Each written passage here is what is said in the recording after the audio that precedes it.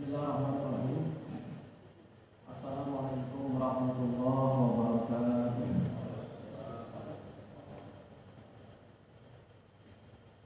Innal hamdalillah nahmaduhu wa nasta'inuhu wa nastaghfiruhu wa nastaghfiruh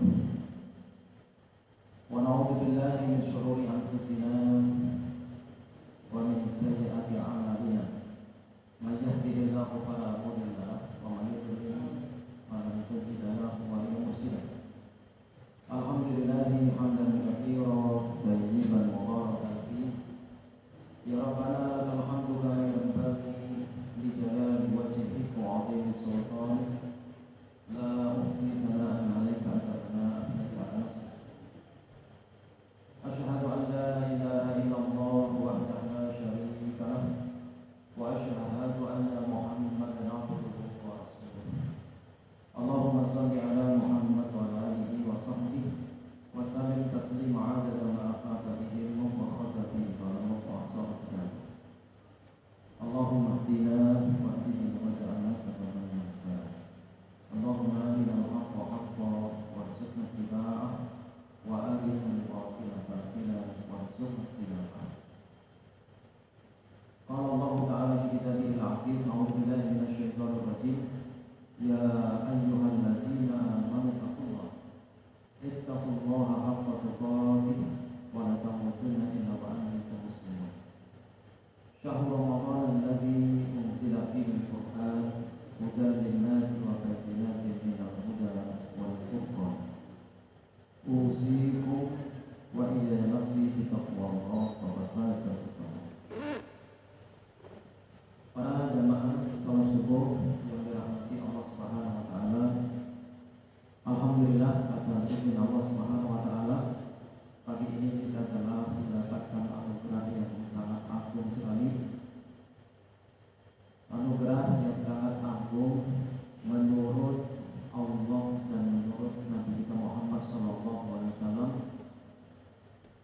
Meskipun kita masih mencoba memproses, melihat betapa agungnya nikmatnya.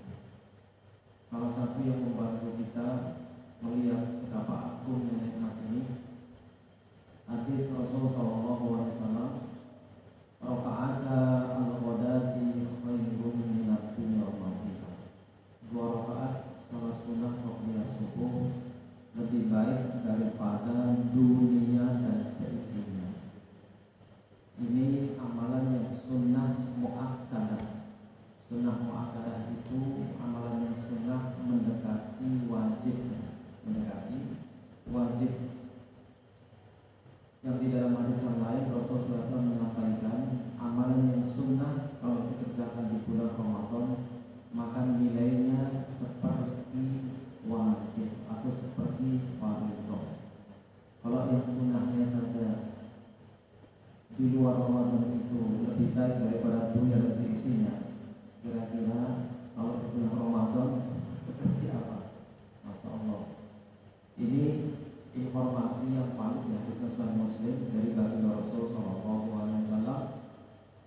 Nah, setelah kita mengetahui betapa agungnya karunia ini, maka kita ingin informasi yang sangat berharga ini mempengaruhi pikiran kita. Jadi ini merupakan bagian dari proses hidayah yang harus kita masuki. Dan itu adalah masuk zona ikhtiar, yaitu wilayah ikhtiar kita untuk mendapatkan hidayah, untuk mencapai kesempurnaan kita di dunia yang nanti akan berimplikasi langsung dengan kesempurnaan keberuntungan kita di akhirat. Jadi setelah kita mengetahui tentang pokok nikmat, salah satunya dari sholat sunnah qobliyah subuh lebih baik daripada dunia dan seisinya. Nah, kita ingin informasi hadis ini sedemikian rupa ditangkap oleh akal kita, akal sehat kita, akal yang bisa tidak terlalu terkontaminasi ya dengan apa? Dengan karunia-karunia Allah yang lain yang biasanya oleh Allah disifati dengan mata qalil urun. Jadi karunia yang kesenangan yang sebentar, yang sedikit, tapi menipu. Karena kalau karunia yang jenis ini mempengaruhi pikiran kita, maka meskipun kita sudah baca hadis 2 rakaat qobliyah subuh itu lebih baik daripada 2 dan seisinya, itu info itu susah untuk mempengaruhi pikiran kita, Pak. Badan kita mengerjakan, tapi hati tidak ada rasa senang, tidak ada rasa gembira, apalagi bahagia. Padahal rasa senang, gembira dan bahagia itu adalah perintah dari Allah ya, di dalam Al-Quran. Salah satunya di surat Yunus 58, A'udzubillahi minasyaitonirrajim, atau kita sempurnakan dari ayat 57, Ya ayyuhan nasu qad ja'akum mau'izatun mir rabbikum wa shifaa'un lima fis sudur wa hudan wa rahmah lil mu'minin. Wahai manusia, sungguh telah datang kepada kalian pelajaran nasihat mir rabbikum, langsung datangnya dari Rabb kalian, dari zat yang menciptakan kita. Dia telah menciptakan kita dengan sempurna, lalu setelah itu memberikan petunjuk bagaimana kita mengoptimalkannya, bagaimana kita menjalani hidup seperti yang Allah inginkan. Pelajaran dan penyembuh bagi segala macam penyakit yang ada di dalam hati. Jadi secara fokus domain terbesar Quran ini, Allah ingin menyembuhkan hati kita agar nanti ujungnya setelah sembuh, sehat, akan menjadi qalbun yang salim. Kalau sudah menjadi qalbun yang salim, Masya Allah, dan itu adalah capaian yang sadar, menyengaja, sungguh-sungguh. Jadi secara proses kita harus memasukinya secara sadar, dan kita berusaha untuk mengetahui capaian-capaian itu, awalnya di mana, ujungnya sampai di mana. Jangan kita hanya mengerjakan, tapi saya sudah sampai di mana. Kalau kita jalan dari Serang ke Puncak, kita sudah sampai di mana nih? Itu kita tahu, oh sampai Cikandi, oh masih jauh berarti. Karena kalau kita tidak bisa baca itu, perjalanan kepenunjukan kita itu nanti Allah sudah nyiapin surga Firdaus ya kan? Jadi kita seharusnya sedikit banyak tahu ini ikhtiar saya ini ke arah Firdaus atau ke arah kemana ya kan. Nah ini kadang kita masih belum mencoba mensinkronkan. Lalu kemudian di ayat yang keduanya, qul bifadlillah, katakanlah dengan karunia Allah dan rahmatnya, fabidzalika falyafrahu, dengan karunia dan rahmat itu hendaknya mereka itu bergembira. Jadi bergembira itu perintah dari Allah langsung.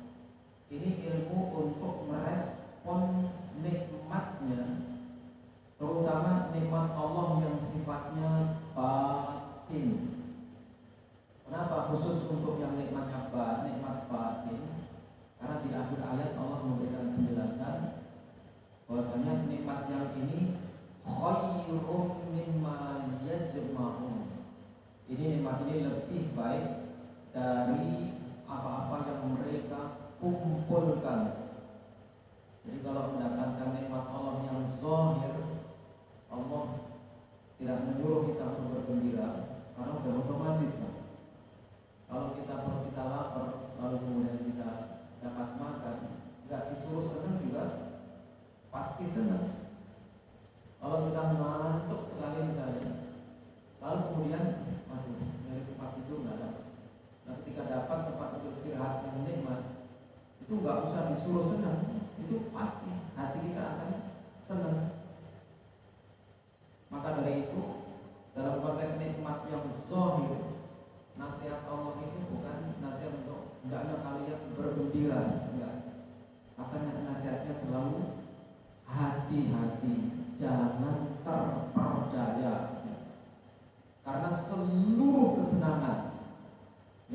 sifatnya zahir, itu Allah sifati secara konsisten dan itu benar adanya. Kesenangan sebentar, sedikit, memperdaya, menipu. Yang ini kalau kita wiridin ini pasti nanti akan pelan-pelan akan menata pikiran hati kita dalam konteks berinteraksi dengan kesenangan yang sifatnya seperti ini. Nah, kita diajak untuk masuk zona kesenangan yang sifatnya hakiki, yang sifatnya substansi, atau yang disifati oleh Allah khairum mimma yajma'un, lebih baik dari apa yang mereka kumpulkan. Dan alhamdulillah para jamaah yang dirahmati Allah Subhanahu wa taala, pagi ini kita telah dimasukkan, tidak terasa juga ya, tiba-tiba sudah masuk hari yang kedua. Kemarin baru pertama, ini yang kedua. Dan biasanya nanti tiba-tiba waktu udah mawasul awakhir, apalagi kalau sudah 3-4 hari ini, pikiran kita, tindakan kita masih di awal Ramadan, tapi pikiran kita sudah melampaui Ramadan. Biasanya begitu. Karena udah pada rencana mudik, Pak. Jadi kita puasa, kita Quran, itu dipengaruhi oleh pikiran mudik. Dan pikiran mudik itu perjalanan karunia zahir, Pak. Itu mempengaruhi. Nah, Allah itu sebenarnya ingin ketika kita itu mengerjakan perintah-perintah Allah, itu kita itu dipengaruhi oleh pikiran mudik ukhrawi, Pak. Yang ini yang belum kita usahakan maksimal. Dan ini diingatkan oleh Rasul sallallahu alaihi wasallam, khusus di bulan Ramadan ini kita temukan 3 hadis sahihnya. Man shoma Ramadhana imanan wa ihtisaban. Man qama Ramadhana imanan wa ihtisaban. Man qama lailatal qadri imanan wa ihtisaban. Jadi apapun jenis ibadah yang kita kerjakan di bulan Ramadan ini, Rasulullah SAW sangat menekankan agar ibadah ini kita mengerjakannya di atas capaian kepetunjukan yang sifatnya menurut saya spiritual murni, Pak. Dan menunjukkan capaian hidayah yang sifatnya spiritual murni itu adalah formulasi kepetunjukan yang dicapai oleh generasi awal, yaitu para sahabat. Dengan munculnya hadis kunna nuqtal iman qabla al-Qur'an. Kami itu kaum yang diberi iman lebih dulu sebelum Al-Qur'an. Dan itu alur yang paling ideal, menurut saya yang paling ideal. Dan kita bisa langsung melihat sosoknya. Salah satu yang mewakili diantaranya yaitu Abu Bakar As-Siddiq radhiyallahu anhu. Bahkan gelar yang paling mendominasi ya As-Siddiq. Meskipun para sahabatnya juga As-Shadiqun, ulaika humus shadiqun, itu rata-rata sahabat begitu.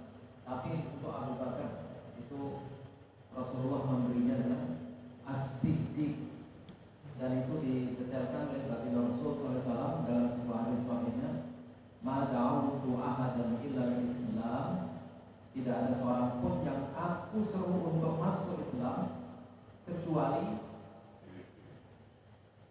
pasti ada di dalam dirinya itu namanya kabwah.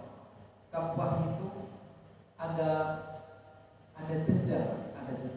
Untuk menerima seruan baginda Rasul itu ada jeda. Illa Abu Bakar, kecuali hanya Abu Bakar. Dan jedanya macam-macam. Kalau Umar bin Khattab ya kan, jedanya berapa?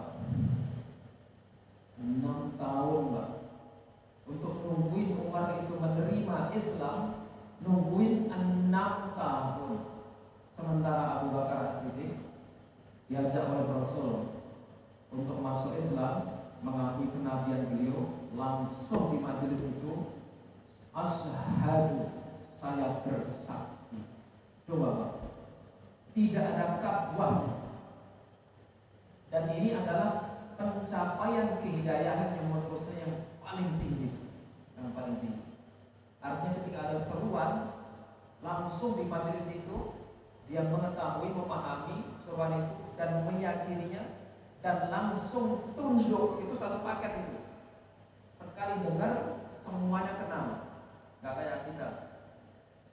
Misalnya surat dua sudah dihafal, kita hafalnya dari usia apa? Surat dua dari anak-anaknya, dari SD. Tapi kalau kita ditanya, Pak, sudah tahu belum makna di surat Tuhan? Belum. Lah kalau belum tahu bagaimana proses petunjukan di surat Tuhan, nggak bakal terjadi, Pak. Karena petunjuk itu basisnya adalah harus dimulai dari al-ilmu. Dan untuk masuk ke ilmu harus iqra, membaca. Atau fastami ulahu ansiku, atau mendengar, atau fasalu ahla zikri, atau bertanya kepada ahlinya. Itu syarat untuk masuk ke dalam hidayah, harus kita tempuh itu. Itu akan mengantarkan kepada al-ilmu. Tapi kalau sudah kita mendapatkan pengetahuan, baru ini tahapan setelah itu, tahapan yang paling menarik. Ini menurut saya paling menarik. Tapi kebanyakan orang tidak tertarik, terutama orang-orang yang hatinya sudah terlanjur dikuasai oleh nafsu. Dia pasti akan melihat, ini pengetahuan yang saya dapatkan ini kalau saya ikuti, saya akan kehilangan mata boleh lebih kesenangan kehidupan dunia. Saya nggak mau kehilangan. Gitu Pak. Jadi dia berantem dengan dirinya di dalam dadanya. Dan kita harus sadar, kita itu makhluk yang unik sekali. Karena zona pertempuran itu terjadi di dalam dada kita sendiri sebenarnya. Kalau kita sukses di dalam dada kita, maka di luar dada itu akan melenggang. Karena tantangan yang paling berat itu dari diri kita sendiri. Dan kita insya Allah akan menang, bisa dikatakan pasti menang, kalau kita sengaja menghadapi nafsu. Itu bersenjatakan mukjizat, yaitu ayat-ayat Allah itu adalah mukjizat terakhir, ya kan, Nabi kita Muhammad SAW. Jadi kalau menghadapi nafsu, misalnya nafsu tidur, kita biasanya kalau kita biasa bangun pagi jam 4, kalau Ramadan mau berubah itu tidak ringan itu, ya kan? Biasanya kita jam 4 atau menjelang subuh, menjelang azan, dan kita harus sahur. Anak-anak dibangunkan, susahnya minta ampun, susah. Itu baru jam 4. Lah kalau mau meningkat jam 3, lebih susah lagi. Sebenarnya susah itu, Masya Allah, katanya dengan nafsu ini, Pak. Makanya kita harus memasuki hidayah step by step. Step pertama itu pasti dan harus babnya ilmu. Ilmu itu info kebenaran yang kita dapatkan dari ayat, dari hadis. Harus kita ketahui. Setelah kita ketahui, maka pengetahuan ini harus kita konsolidasikan di mana? Di akal kita. Targetnya adalah statement kebenaran itu betul-betul membuat intelektual kita itu terpuaskan, Pak. Dan ini adalah amaliyah ibadah yang generasi awal sangat banyak mereka mainkan, Pak. Ini ibadah unggulan. Bahkan misalnya kita temukan statement dari fuqaha, para ulama sebelum kita, tafakkuru sa'atin khairun min qiyami lailah. Tafakkur sesaat itu lebih baik daripada qiyamul lail semalam suntuk. Coba. Mereka itu orang-orang yang tahu tentang bobot, Pak. Tahu tentang bobot apa? Bobot nikmat batin. Kalau kita hanya global. Globalnya apa? Kalau kita ditanya mana yang lebih baik, nikmat zahir atau nikmat batin, kita akan menyimpulkan nikmat batin lebih baik daripada nikmat yang zahir. Tapi generasi awal mereka nikmat batin itu bertingkat dia. Jadi nikmat batin itu bertingkat. Antara sholat sunnah dengan yang fardu itu beda bobotnya. Antara sunnah dengan sunnah beda bobotnya. La ilaha illallah. Dan sunnah yang dikerjakan di waktu tertentu beda dengan kalau dikerjakan di waktu tertentu yang lain. Itu seperti itu. Dan penjelasan ini itu sangat gamblang di dalam Al-Quran, di dalam sunnah-sunnah Nabi kita Muhammad SAW. Para jamaah yang dirahmati Allah Subhanahu Wa Taala, mumpung kita masih di awal Ramadan, mari kita memastikan, mencoba kita konsolidasikan cepat pencapaian di dua kata tadi itu, Pak, yaitu iman dan wahtisaban. Kalau kita gagal optimalisasi pencapaian di dua kata iman dan wahtisaban, yaitu kita menjalankan ibadah puasa dengan motivasi ditentukan oleh Rasul imanan.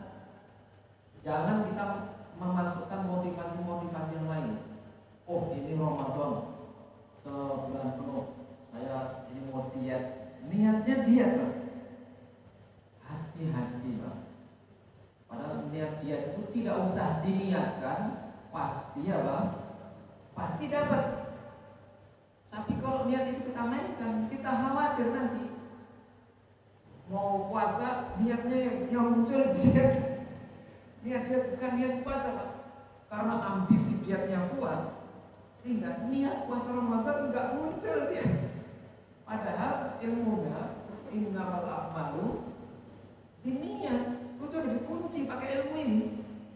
Sesungguhnya amalan itu tergantung niatnya.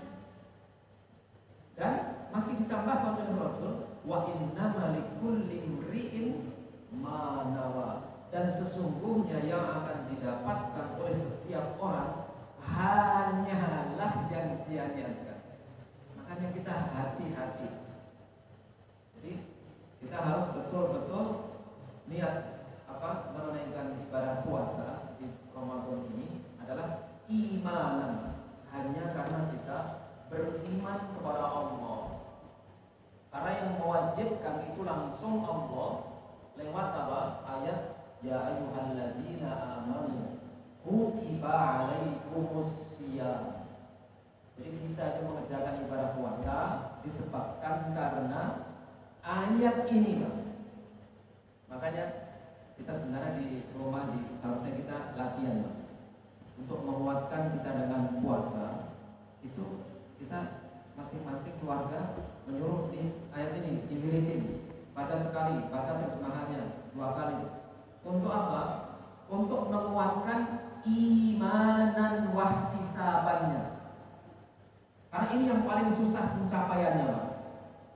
Kalau puasa yang sifatnya zahir, yang dari sisi zahirnya yaitu menahan dari seluruh yang membatalkan puasa, mulai dari terbitnya fajar sampai tenggelamnya matahari, itu Masya Allah, itu lebih ringan. Menurut saya itu lebih ringan daripada pencapaian yang kalimat imanan wahtisaban.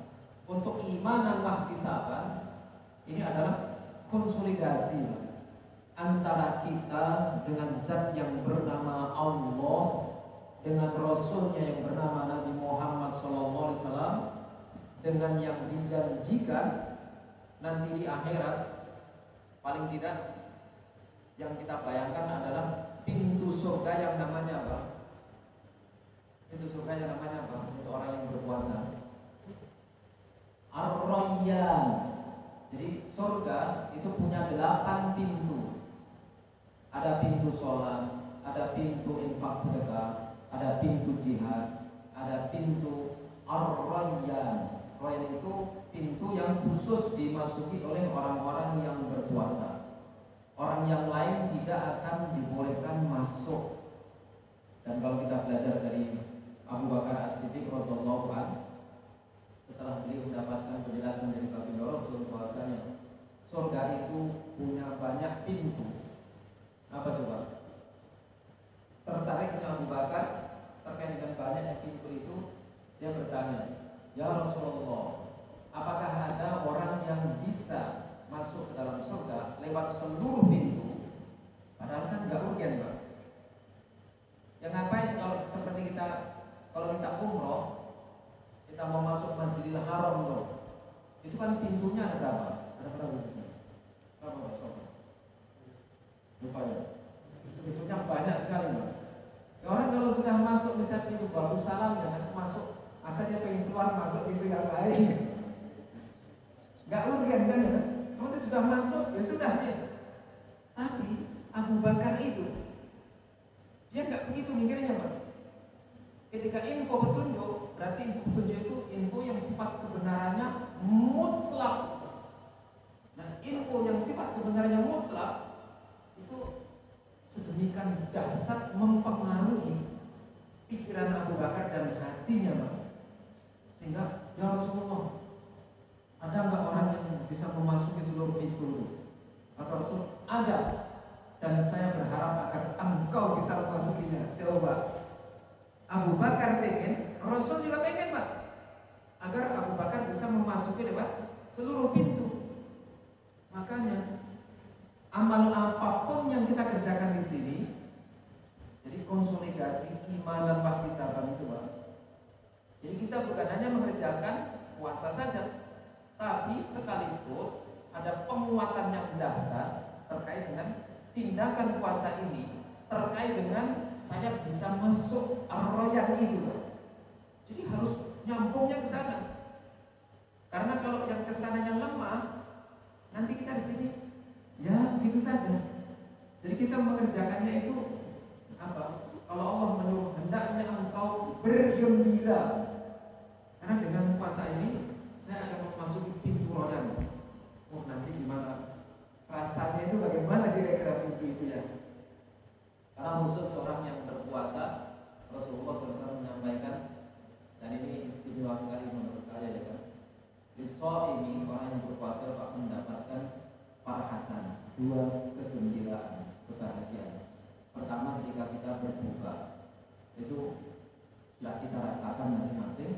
Dan yang kedua yaitu nanti di akhirat, di hari kiamat, orang yang berpuasa akan bergembira ketika ketemu dengan Allah. Saya itu heran dengan kalimat yang digunakan oleh baginda Rasulullah SAW. Jadi orang puasa ini bergembiranya bukan bergembira ketika ketemu Allahnya.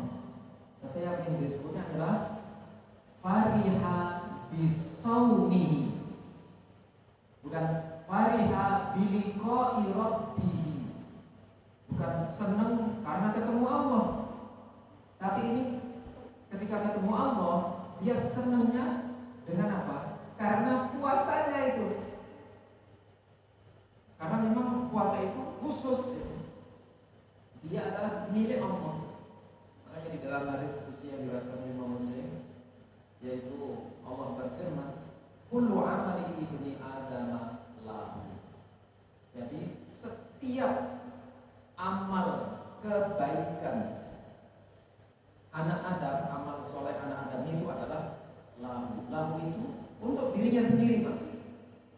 Jadi kalau kita zikir untuk diri kita sendiri, kalau kita bantuin orang untuk diri kita sendiri, kalau kita sholat untuk diri kita sendiri, silaturahmi untuk diri kita sendiri, illa siyam, kecuali puasa.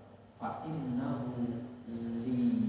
Jadi kalau puasa itu adalah miliknya Allah Subhanahu wa taala. Karena miliknya Allah Subhanahu wa taala, maka wa ana ajzi bihi.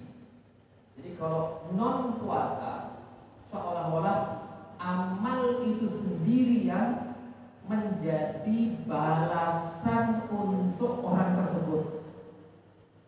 Karena nanti ada kaidah al-jaza itu min jinsil amal. Jadi balasan dari Allah itu sejenis dengan amalnya. Dan ini didetailkan, salah satu pendetailannya ya di hadis Sahih Muslim di Sahih Bukhari, man yassara ala mu'sirin yassarallahu alaihi fid dunya wal akhirah. Jadi siapa yang berbuat baik kepada orang lain dalam bentuk memudahkan orang yang kesulitan, maka orang ini akan dibalas oleh Allah dengan yang sejenis yang dia amalkan itu, memudahkan. Jadi Allah akan memudahkan orang tersebut di mana? Di dunia dan di akhirat. Jadi balasan itu di dunia dan di akhirat. Ini ilmu pasti, Pak. Ini jangan pernah ragu. Karena kalau kita ragu, nanti kita nggak bisa lanjut ke petunjukan itu. Dia terhenti di situ. Nah, kebanyakan kita itu dalam konteks kepetunjukan, informasi itu menurut saya, apalagi di zaman kita sekarang, over, Pak. Info kepetunjukan itu susah dibendung. Kita buka HP langsung tuh info itu, Masya Allah ya. Maka karena soal informasi sudah tidak bisa dihentikan, maka kita harus menguatkan di tahapan yang selanjutnya, yaitu apa? Bagaimana info petunjuk ini sedemikian kuat mempengaruhi pikiran dan mempengaruhi hati. Dan seharusnya kita tahu, ini petunjuk ini sudah mempengaruhi pikiran saya, ini sudah mempengaruhi hati saya. Oh, ini belum, ini masih maju mundur, ini nafsu masih sangat kuat sekali. Jadi kita sambil mengulang ayat-ayat atau hadis yang kita tarjah itu, kita akan mengetahui dinamika di pikiran sama di hati kita itu. Dan pencapaian itu, kepetunjukan itu sebenarnya instan. Dia instan. Maka sesuatu yang instan ini harus kita kuatkan, Karena kita tahu membawa petunjuk ini mulai dari kertas, maka kita melihat, membaca, lalu kemudian mengetahui maknanya. Berarti akal kita mendapatkan info. Nah, ini cepat ini, itu cepat. Yang biasanya yang paling lambat adalah bagaimana pengetahuan ini mempengaruhi pikiran. Yang lebih lambat lagi mempengaruhi hati dan perasaan. Karena di situ pertempuran. Kalau kita sudah memenangkan itu, menggeser nafsu, Masya Allah, nanti Allah akan beri kebahagiaan, kesenangan, ya kan? Itu yang mungkin susah untuk nggak bisa diungkapkan, karena itu menjadi privasi spiritual hati kita masing-masing. Dan ini nikmat seperti ini sudah dicapai oleh generasi awal, ya, generasi awal. Contohnya misalnya kalau para jamaah membaca kisah seorang sahabat yang menunaikan sholat malam, lalu kemudian datang orang musuh memanah sahabat yang sedang sholat malam ini, betul-betul kena, bukan hanya nyerempet lepas, enggak, betul-betul menancap di badannya, Pak. Kalau kita kira-kira apa? Bubar enggak itu sholat? Pasti bubar, Pak. Boro-boro panah. Kalau anak kita bawa jarum jahit, kita sholat dia buka lemari, ngambil jarum jahit, lalu musikin. Oh, kita lihat anak kita kayak begitu, mungkin bubar itu sholat kita. Waduh, kalau ditusuk dari belakang, pasti langsung kita pukul tangan anak kita itu. Oh, ini membahayakan, akhirnya bubar sholat kita. Ini bukan jarum jahit, panah, Pak, menancap. Nah, yang unik adalah tindakan sahabat ini. Udah panahnya menancap, dia sibuknya apa? Sibuk ingin mencabut, dicabut itu. Ya Allah, mungkin dia berpikir kalau nggak cepat dicabut, jangan-jangan ada racunnya, ya. Cepat cabut, udah selesai menyambut, lanjutkan lagi sholat. Dalam riwayat disebutkan dia sedang membaca surat Al-Kahfi, Pak. Al-Kahfi kan panjang, berarti dia membaca mungkin sampai halaman yang berapa, sedang sangat menikmati. Lalu ada agenda Allah yang lain, jangan sakit, tapi sakit itu di wilayah fisik. Makanya Kalau kita itu yang sakit fisiknya, jangan menjadi penyebab sakit hatinya. Gitu. Itu namanya apalagi sudah jatuh apa ketiban tangga. Itu kebanyakan kita gitu. Coba kalau kita tuh nggak punya duit, itu kan hanya urusan fisik Pak ya. Akhirnya hatinya sedih lah. itu jangan itu seharusnya. Oke, nggak punya duit, jangan. Hari ini saya nggak bisa makan, tapi pastikan hati itu senang, gembira, bahagia. Hati saya tidak boleh terpengaruh. Masya Allah. Itu artinya berarti kita ini capaian kita mengendalikan. Karena ini bagian hidayah, mengendalikan nafsu. Ini berarti kuat. Dan ini ilmu ya, ilmu. Karena Rasulullah SAW menjelaskan di dalam hadis sahihnya misalnya al-kayyisu man dana nafsahu. Jadi orang yang cerdas itu adalah orang yang mengendalikan diri nafsnya. Ini yang sakit urusan badan ya sudah sakit ya. Tapi hati, kalau hati tetap iman, hati senang. Kenapa? Karena capaian hidayah yang paling dekat dengan diri kita yang sifatnya 24 jam itu adalah imanan. Dan setelah imanan pasangannya adalah wa ihtisaban.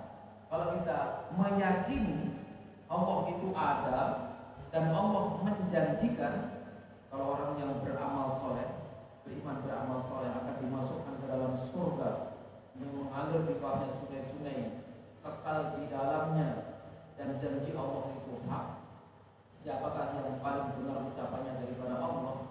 Kalau kita baca ayat ini dan hati kita meyakini, maka subhanallah, kegembiraan di dalam hati itu dia sifatnya istimror, dia terus menerus Pak, terus menerus. Dan ini sebenarnya kita ingin kejar ya, terutama di Ramadan selama 30 hari ini ya kan, sudah keambil 2 hari, tinggal sisanya ya, 28 hari lagi.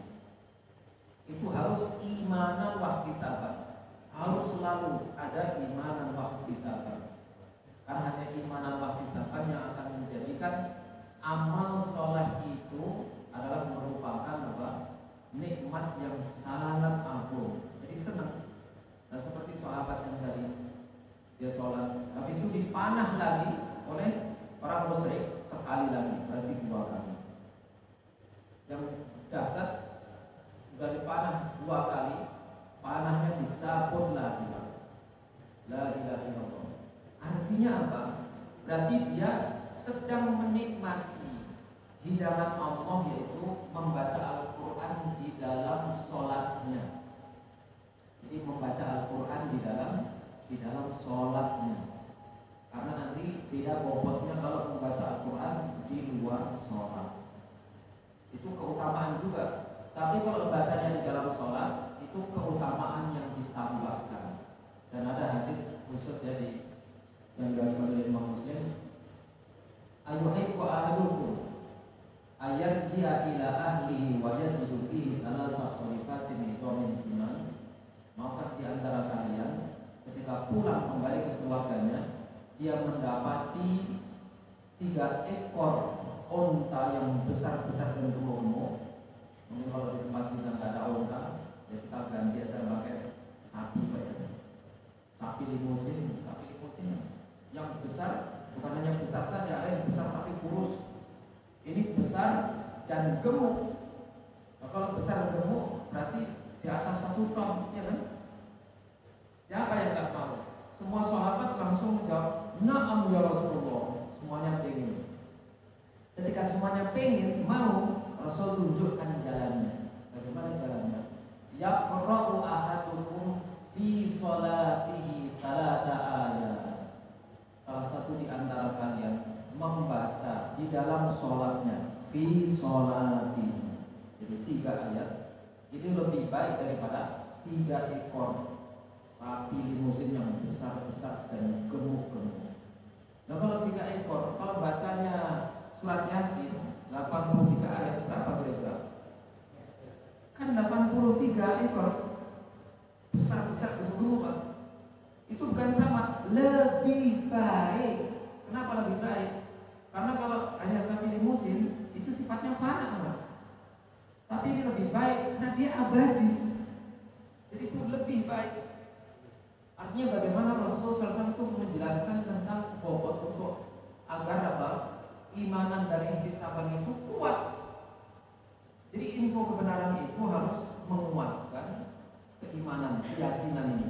Karena ketika keimanan itu kuat, maka amal soleh itu nanti kita ini kayak apa? Orang yang sangat haus dengan amal soleh. Jadi dua iman dan ihtisaban ini pasangan. Jadi petunjuk yang sifatnya zahir tidak bisa lepas dengan petunjuk yang sifatnya batin. Bahkan seharusnya petunjuk yang sifatnya batin paling tidak kekuatannya itu seimbang. Kalau tidak seimbang, nanti akan ada rasa berat. Kalau petunjuk batin itu tinggi, rasa iman dan berharap untuk mendapatkan pahalanya itu kuat, sangat kuat sekali, maka nanti ya seperti terjadi dalam sahabat ini. Dipanah 2 kali, panahnya dicabut, lanjut lagi membaca sholatnya masih dilanjutin. Panah 3 kali, sampai 3 kali Pak. Akhirnya dicabut lagi, baru kemudian dia bangunin sahabatnya yang lain yang tidur, karena dia jaga malam. Itu sih, jadi bertugas 2 orang, yang satu tidur, yang satu memanfaatkan untuk qiyamul lail. Nah yang qiyamul lail ini dipanah oleh orang musyrik. Nah temannya tidur. Nah ketika dibangunkan, temannya berkata, kenapa engkau tidak membangunkan aku ketika engkau pertama kali dipanah?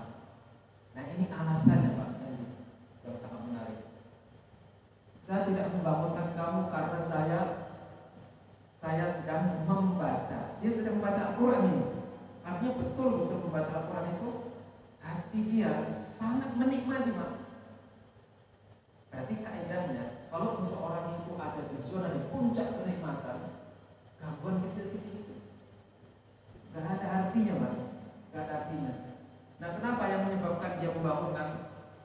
Kalaulah bukan karena amanah yang diminta oleh Rasul SAW untuk menjaga, ya kan, menjaga ini, saya tidak akan bangunkan. Dan dia sebenarnya lebih memilih nyawa itu melayang daripada apa? Daripada dia harus memutus nikmat ini. Jadi generasi awal itu menyerap nikmat batin itu sampai di level rasa.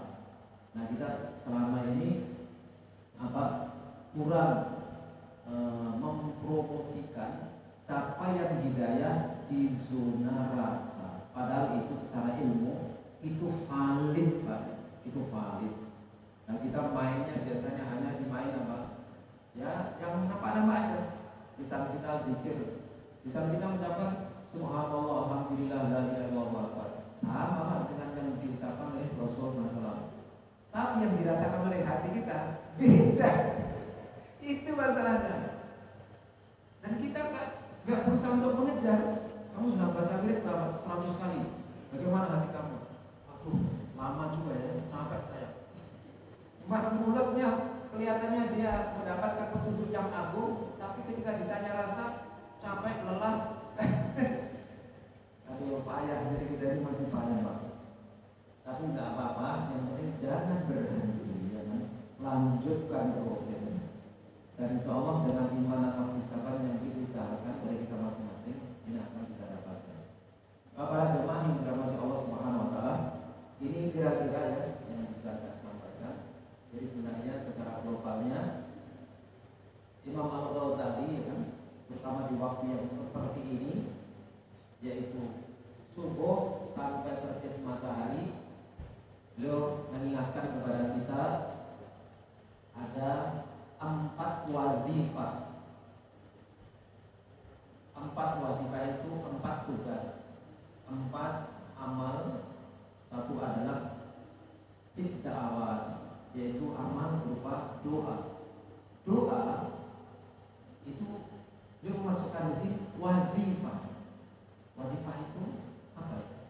Tugas, kewajiban, karena itu perintah. Udu'uni itu perintah. Dan Rasul juga menjelaskan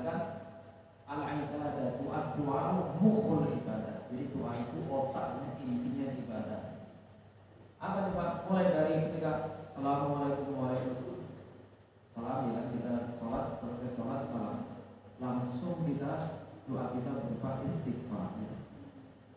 Lalu kemudian Allahumma a'inni ala zikrika wa syukrika wa husni ibadatika. Ini jangan lupa doa ini. Ini pesan Rasul kepada Mu'az bin Jabal ya kan?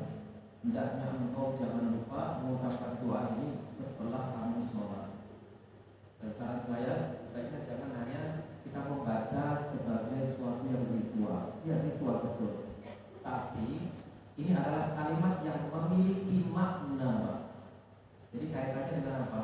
Rasul ingin Mu'az itu mencapai, mendapatkan tiga itu. Zikir, yaitu zikir. Zikir kalau benar akan mengantarkan kita kepada syukur, Pak. Nah syukur kalau benar akan mengantarkan kita kepada husnul ibadah, yaitu ihsan. Ihsan itu ibadah yang tertinggi. Kalau sudah sampai ibadah yang tertinggi, nah baru kita istiqomah. Istiqomahnya itu di situ. Jadi doa salah satunya itu, dan doa yang lain silahkan dinampakkan. Lalu kemudian wazifah fil azkar wa tasbihat. Jadi zikir-zikir, tasbih ya kan, yang kita ulang-ulang, di antaranya subhanallah 100 kali, alhamdulillah 100 kali, Allahu akbar 100 kali. Silakan ditambahkan juga la ilaha illallah 100 kali. Masing-masing ada keutamaannya ya. Nanti silakan dibacanya. Lalu kemudian amalan yang ketiga, fi qiraatil Qur'an. Jadi kaitan kita dengan Al-Qur'an Karim. Silakan bisa dengan tilawah, atau mumpung ini Ramadan, saran saya para jamaah silakan nanti dibaca, ada ayat di pertengahan surat, bukan di pertengahan, di akhir juz 1 ya, surat Al-Baqarah. Alladzina atainahumul kitaba yatlunahu haqqa tilawatihi ulaika yu'minuna bihi wa may yakfur bihi fa ulaika humul khasirun. Jadi tilawah, kalau kita ingin sampai kepada tingkatan iman, maka tilawah yang harus kita jalankan bukan sekedar membunyikan huruf, tapi membaca ayat dengan hak tilawat ini. Itu berarti target kepetunjukan, Pak. Ayat kita baca untuk dapat ilmu. Setelah dapat ilmu, maka ilmu ini harus mempengaruhi pikiran, hati, dan perasaan. Bentuk konkretnya nanti termotivasi. Termotivasi untuk apa? Untuk mengamalkan petunjuk yang ditunjukkan itu. Jadi kayak begitu. Kalau sudah kita ikuti, nah baru kita tinggal istiqomah ya kan? Lalu kita tambah lagi ayat yang lain dengan proses yang sama. Nah kalau begitu, masalah kita insya Allah akan semakin maksimal kebahagiaan yang kita raih. Lalu yang terakhir, wazifatun fit tafakkur. Dan tafakkur ini sebenarnya bisa membersamai, bisa terkait dengan doa, bisa terkait dengan ketika kita membaca zikir, ketika kita membaca Al-Quran. Itu jadi ini simultan, semuanya bisa kita lanjutkan secara simultan. Ini saja kira-kira para jemaah yang dirahmati Allah Subhanahu wa taala yang bisa kita sampaikan.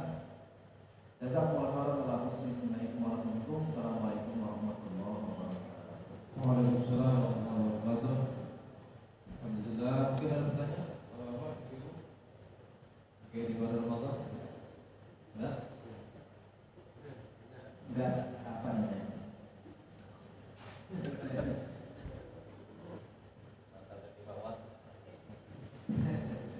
Assalamualaikum Ustaz. Hadis Muslim. Orang siapa yang semangat hatinya kita bertemu dengan Ramadan, kita bebas dari neraka. Senang, alhamdulillah. Kita juga senang bertemu Ramadan, tapi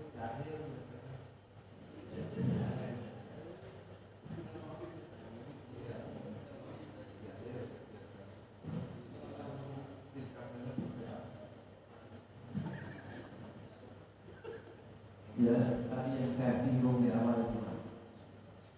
Jadi kita masalah Ramadan itu yang akhir itu karena mau mudiknya itu. Jadi pikiran mudik itu yang menguasai, Pak ya. Menguasai.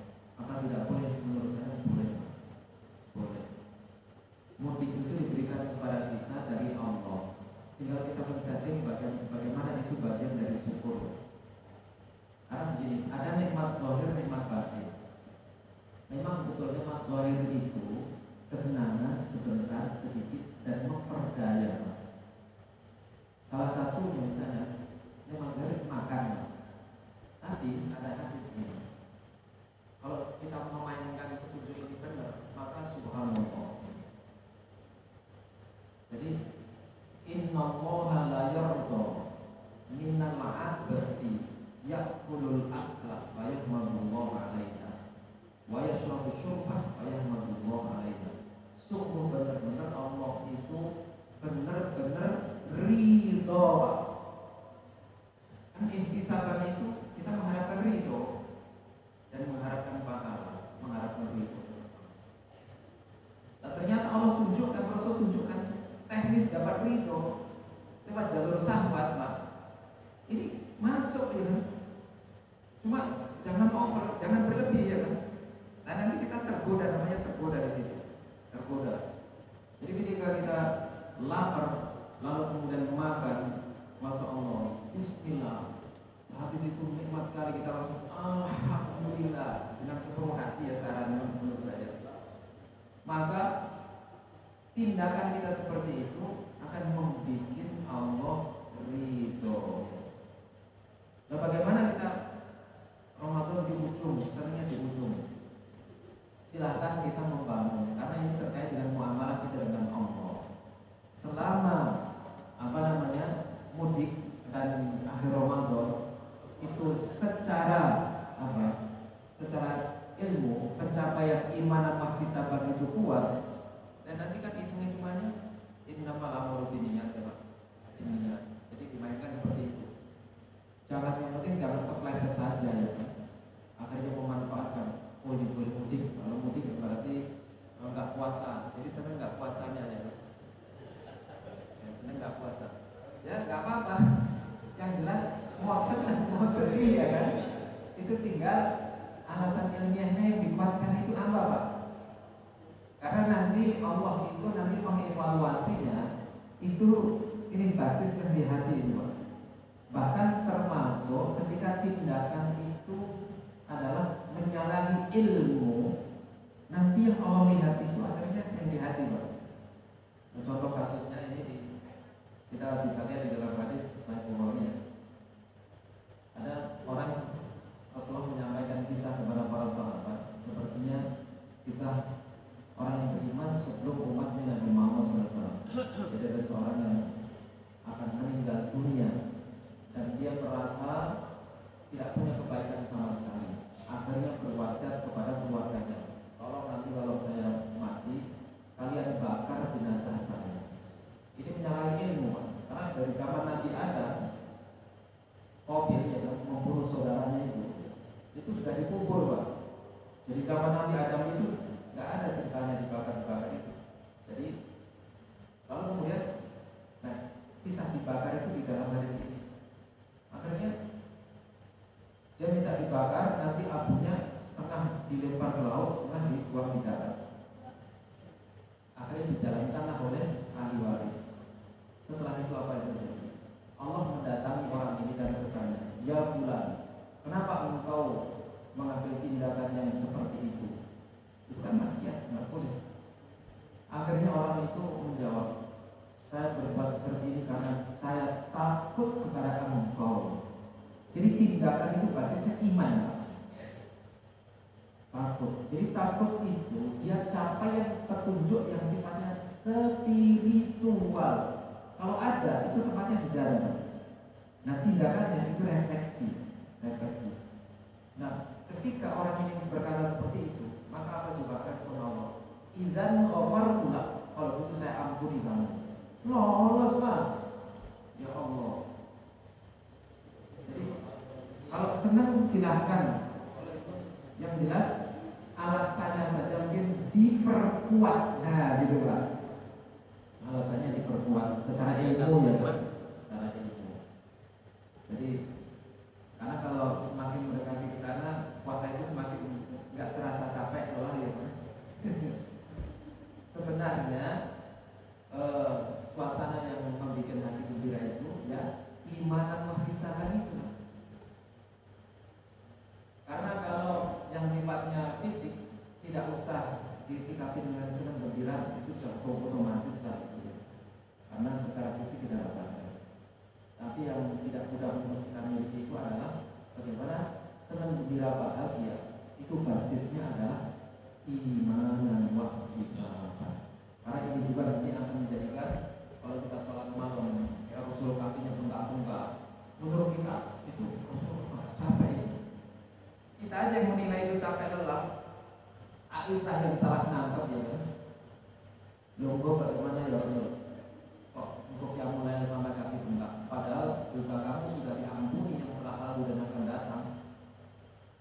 Nah, pikiran Aisyah kalau dosa sudah diampuni, beribadah yang keterlaluan itu nggak relevan Pak ya, kurang relevan mungkin begitu.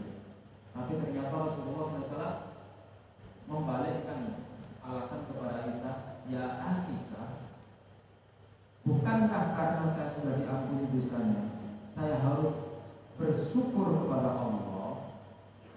Jadi Aisyah menilai dengan cara pandang tertentu Pak. Rasul menilai dengan cara pandang tertentu, dan itu adalah bentuk muamalah hati dengan Allah. Nah, ini yang karena Rasul berkata, afala aku mu'abbad dan misakuro. Jadi Rasulullah punya ambisi ingin menjadi hamba yang bukan sakiro, tapi sakuro. Di Quran itu ada kata ulul azmi yang disifati sakuro. Salah satunya misalnya Nabi Nuh itu abad dan sakuro di awal surat Al-Isra.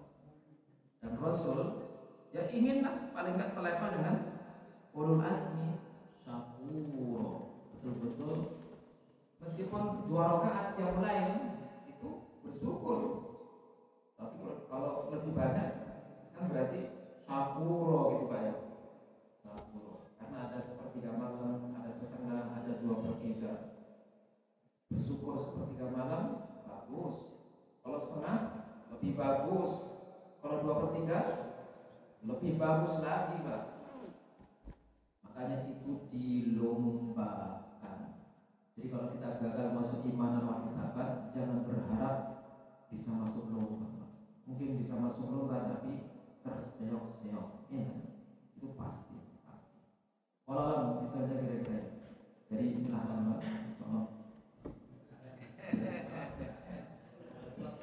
Orang yang pulang kampung. Oke, baik, Ustaz. Alhamdulillah, syukur kasir, jazakallah khair. Mudah-mudahan sudah cukup Bapak Ibu ya. Mudah-mudahan apa yang disampaikan menjadi wasilah bagi kita untuk senantiasa istiqomah dan juga iman dan wahdisaban setiap ibadah yang kita lakukan di bulan suci Ramadan. Mudah-mudahan ini membawa kebaikan bagi kita semua. Baik, itu saja kami sampaikan. Lebih kurang kami